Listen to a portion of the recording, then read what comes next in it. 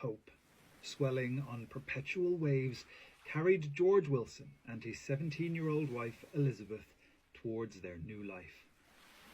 Beneath his excitement, however, George was ill at ease. The cause of his unrest was a secret, for sometimes it is our lot in life to bear secrets. But Wilson was resolved.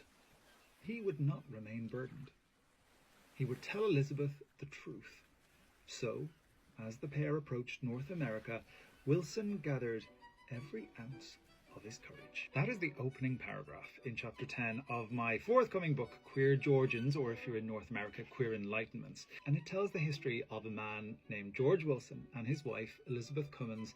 And Wilson was referred to in his own time as a female husband. For us, Wilson's history reads as somebody who has transed his gender identity. Now, what you'll discover when you read the rest of that chapter is that George and Elizabeth went from Glasgow to start a new life in America. And what we discover is that George and Elizabeth have a very typical immigrant life, working class immigrant life in New York when they arrive there. They are industrious, they get down to it, they're hard workers, they are trying to build a life for themselves. But of course, they both have this knowledge that George was born to a different name and gender. And one night, George is out drinking with his workmates from the factory, and he overindulges slightly, gets a little bit too drunk, and he is found by a police officer and locks him up for the night, thinking he'll be released the next morning. This, unfortunately for George and Elizabeth, is where their queer history starts to unravel and why we know about them today. You can read all the specific details about what unfolds for the couple in Queer Georgians, but what I found so tantalizing about this particular history is that there is a detail in there which seems kind of inconspicuous. When George is taken up,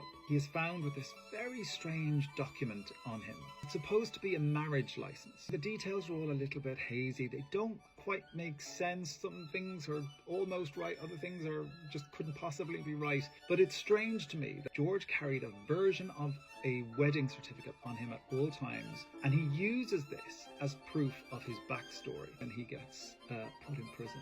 I thought it was just a really interesting consideration that there are steps that queer couples in the early 19th century in New York are taking in order to ensure their safety. This is over 200 years ago. And for me, that was just a really interesting peek behind their domestic lives and the strategies they had to employ to feel safe, I suppose. But that is just the tip of the iceberg. We get this brilliantly brief introduction to George and Elizabeth in the archive. And then who knows where their history goes. But you can read all about what we do know in Queer Georgians, which is out on the 4th of September. Queer Enlightenments, same book, different title, out on the 7th of October in North.